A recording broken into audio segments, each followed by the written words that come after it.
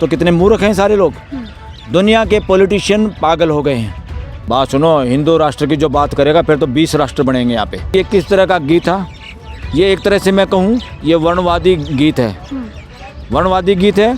और दूसरे लोग तो इसको देशभक्ति गीत है, और दूसरे तो कहते हैं ब्राह्मणवादी गीत है, क्योंकि इसमें वो चीज़ें हैं जो ब्राह्मण धर्म करता था, पूजा पाठ, जिनकी देवी देवताओं की इस तरह की बातें। अगर पूरा इसको वंदे मातरम का जो गीत जिसने लिखा है बकवास है। हम लोग सुप्रीम कोर्ट में मौजूद है, क्या सुप्रीम कोर्ट इजाजत देता है इस तरीके के थोपना लोगों पे, और क्या राजभक्ति इसी से साबित होगी? थोपने की कोई बात नहीं कर सकता सुप्रीम कोर्ट थोपने की बात करेगा तो सुप्रीम कोर्ट कमजोर हो जाएगी। उसने कहा आप राष्ट्रवादी नहीं हैं, आप राष्ट्र विवादी हैं। मैं कहता हूँ आप राष्ट्र विनाशी हैं।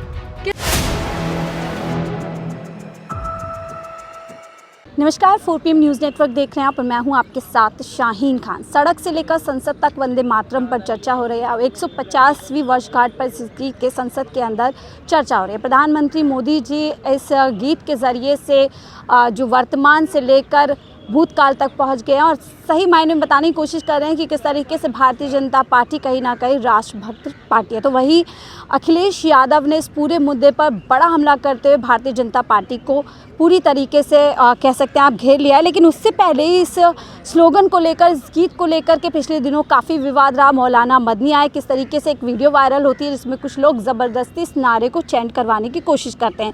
इस वक्त हम सुप्रीम कोर्ट में मौजूद हैं और सुप्रीम कोर्ट के वरिष्ठ अधिवक्ता हमारे साथ हैं बलराज मलिक जी। सर, आपसे चर्चा करेंगे सदन में जो स्लोगन है, जो गीत है वंदे मातरम को लेकर के चर्चा हो रही है, लेकिन उससे पहले जिस तरीके की तस्वीरें सामने आई, मौलाना मदनी का बयान आया, क्या वाकई में इस देश में एक कोशिश की जा रही है कि हर चीज़ जो देश से जुड़ी हुई है इस पर कॉपीराइट भारतीय जनता पार्टी अपना जमाना चाहती है और लोगों को फोर्सफुली जो है मजबूर करती है? इसीलिए तो फोर्सफुली बातें मानी नहीं जाती, ना माननी चाहिए।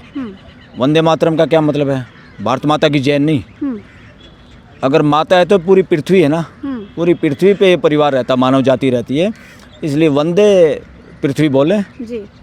वंदे मातरम का क्या मतलब है? हमारा गुजारा आज पूरी पृथ्वी के बचे रहने में है, पूरी मानव जाति के एक होने में है। आपस में आज एटम बम बनाए बैठे हैं, एक दूसरे के बॉर्डर पे मिसाइल और एटम बम रखे बैठे हैं सारे के सारे देश। तो कितने मूर्ख हैं सारे लोग। दुनिया के पॉलिटिशियन पागल हो गए हैं और दुनिया में अपने अपने देश का प्रधानमंत्री राष्ट्रपति बनने के लिए कुकर्म कर रहे हैं। लोगों को जाति रिलीजन में बांट रहे हैं, लोगों को अलग अलग तरीके से बांटने की कोशिश होती है सत्ता में बने रहने के लिए, जबकि डेमोक्रेसी जहाँ पर है वो सत्ता नहीं है। डेमोक्रेसी एक व्यवस्था का नाम है, मानवीय व्यवस्था का नाम है, जहाँ पे सारी पॉलिटिकल पार्टियाँ इसलिए बनाई थी, इसलिए इनका रजिस्ट्रेशन होता है ताकि ये अच्छे से अच्छे कैंडिडेट, समाज के ईमानदार, योग्य लोग, ट्रांसपेरेंट लोग, चरित्रवान लोगों को सामने ला सकें ताकि वो समाज का प्रतिनिधित्व करें। और ये सारे किस बात में लगे हुए हैं? चोर, जार, हिंसक, मर्डरर, व्यभिचारी लोगों को कैंडिडेट बनाने में लगे हुए हैं। कितने एमपीओं के ऊपर मुकदमे चल रहे हैं, किस तरह का उनका आचरण है। तो इससे साबित होता है अभी डेमोक्रेसी इनको समझ में नहीं आई। देश में डेमोक्रेसी का नाम है, सत्ता के शासन के आधार पर देश चल रहा है, डेमोक्रेसी के आधार पर देश नहीं चल रहा। और वंदे मातरम को पूरा गीत अगर देखें तो ये किस तरह का गीत था? ये एक तरह से मैं कहूँ ये वर्णवादी गीत है, वर्णवादी गीत है।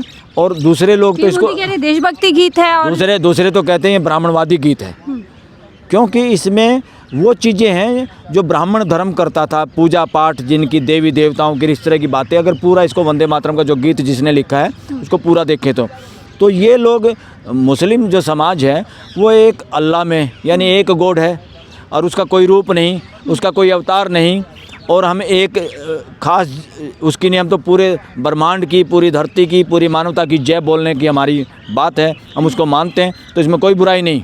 इस मामले में तो मुस्लिम समाज जो बात कर रहा है वो ज़्यादा व्यापक है, ज़्यादा व्यापक है। मैं ये नहीं कह रहा मुस्लिम समाज फंडामेंटलिस्ट नहीं है। ईश्वर आधारित जितने ग्रंथ, कथा, कहानी या रिलीजन हैं, मैं उन सब को, और बहुत सारे देश के, दुनिया के लोग, साइंटिस्ट, इवन उसने तो क्या नाम था उसका जो बोल नहीं पाते थे, हाफिज कौन एक साइंटिस्ट थे, क्या नाम था सर? क्या हम ये समझे, उन्होंने कहा था भाई भगवान नाम की कोई सत्ता नहीं, अल्लाह नाम की कोई सत्ता नहीं है, ये एक ऐसी व्यवस्था है जो जिसका ना एंड है ना शुरुआत है और ये लगातार जारी है। इसमें बाह्य किसी का हस्तक्षेप नहीं है। इसलिए गॉड बेस्ड रिलीजन और गॉड बेस्ड किताबें, कथा, कहानियाँ थोड़े से दिनों में और रुक जाओ आप।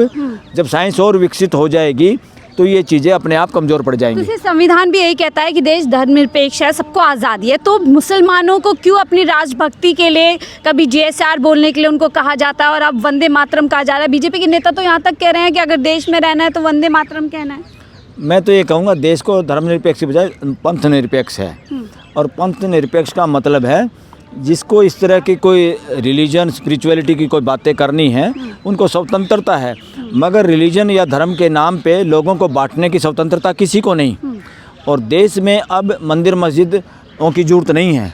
देश में मानवीय मंदिरों की, जिसमें समाज के सब लोग जा सके, ऐसे स्थानों की जरूरत है जिसमें अलग लोग अलग अलग जा सकें, उसकी जरूरत ही नहीं है। ये मानवता को विभाजन करने का तरीका है। तो कहा जा रहा है कि अगर JSR नहीं बोलोगे, वंदे मातरम नहीं बोलोगे तो आप देश में नहीं रह सकते। क्या नहीं बोलोगे? वंदे मातरम, अगर देश में रहना है तो वंदे मातरम बोलना है। बीजेपी के नेता कह रहे हैं। कितने लोगों को कहें, नहीं बोलते भाई।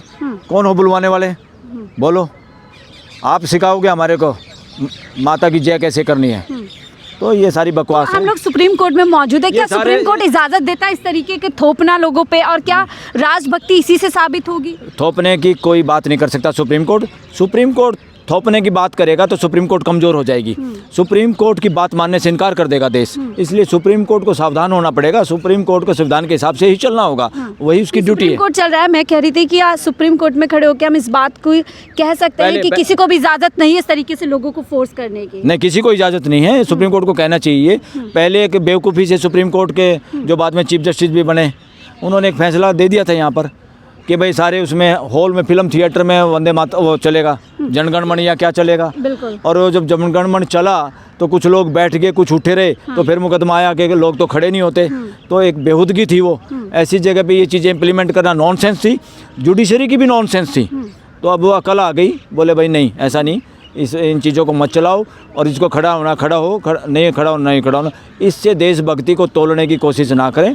ये बेवकूफ़ी है, ये देश का ध्रुवीकरण है, ये देश में को बांटने का षड्यंत्र है। पीएम मोदी आज देशभक्ति का पाठ पढ़ा रहे सदन के अंदर, तो वही दूसरी तरफ कई बाबा हैं जो कह रहे हैं हिंदू राष्ट्र की तरफ देश जाएगा और हिंदू राष्ट्र ही बनकर रहेगा। बात सुनो, हिंदू राष्ट्र की जो बात करेगा फिर तो 20 राष्ट्र बनेंगे यहाँ पे। उसमें सबसे पहले तो खालिस्तान बनेगा। क्यों बनेगा?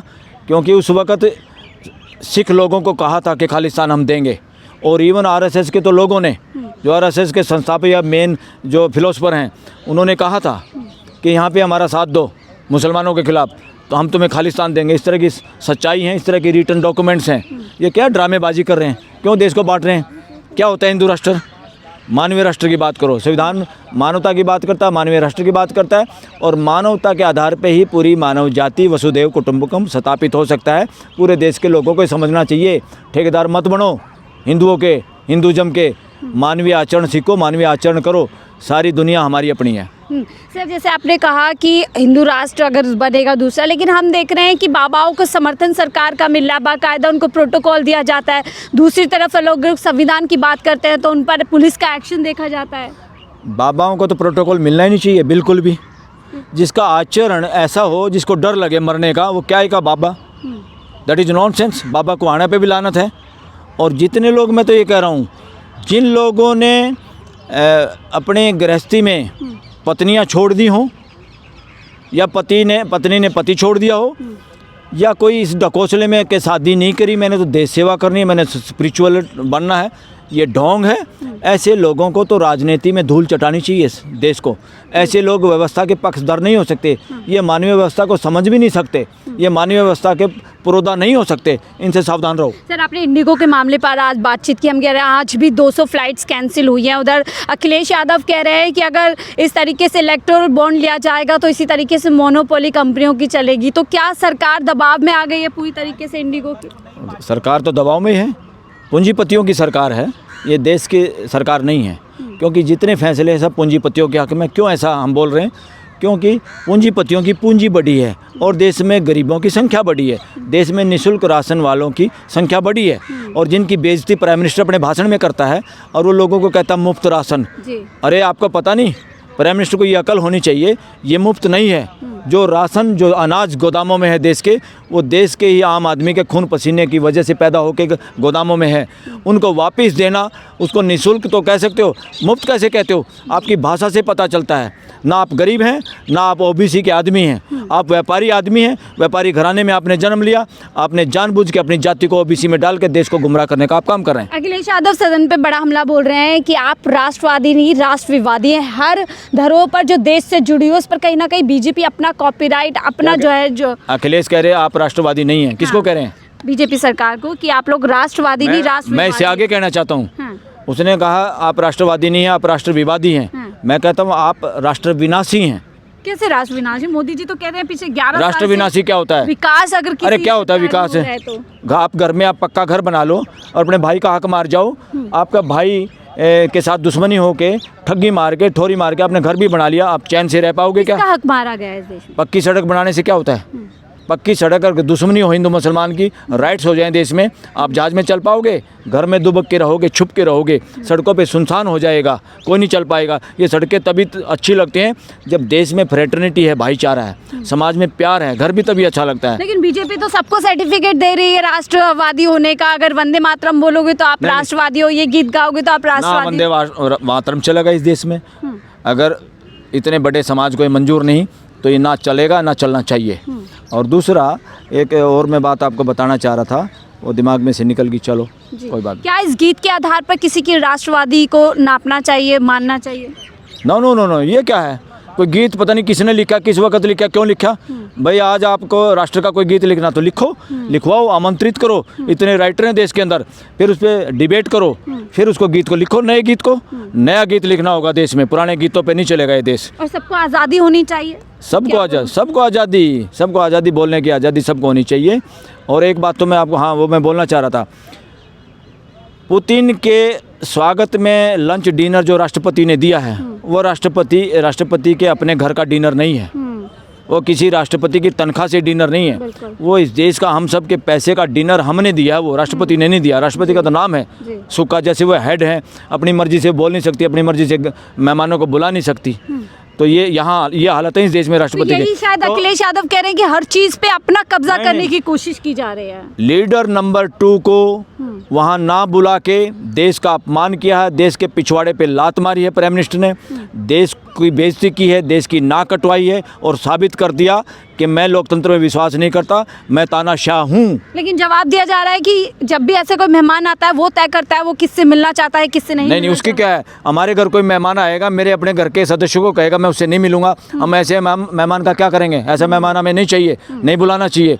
ये देश लोकतंत्र है, कोई मेहमान ये कहे मुझे राहुल गांधी से नहीं मिलना, इस मेहमान को बुलाने की जरूरत नहीं है। जिम्मेदारी सरकार की बनती है। भाड़ में जाए ऐसे मेहमान, भाड़ में जाए ऐसे मेहमान जो देश के घर में, हमारे घर में विभाजन करके आना चाहता है। चलिए, बहुत बहुत शुक्रिया हमसे बातचीत करने के लिए। बलराज मलिक जी से बात कर रहे थे कुछ खास मौके पर, क्योंकि जिस तरीके से वंदे मातरम को लेकर के अब सदन में एक बहस छिड़ गई है। हालांकि इससे पहले बहस सड़क पर भी हमने देखी, किस तरीके से मौलाना ने कहा था कि हम वंदे मातरम नहीं बोलेंगे। कई तस्वीरें आई थी और सवाल यही है, क्या देशभक्ति को जानने के लिए, उसको पूरी तरीके से बताने के लिए क्या अब इस देश में लोगों को ज़बरदस्ती नारे बुलवाए जाएंगे? फिलहाल भारतीय जनता पार्टी यही करती नज़र आ रही है। इस रिपोर्ट पे इतना ही। देखते रहिए 4PM न्यूज़ नेटवर्क।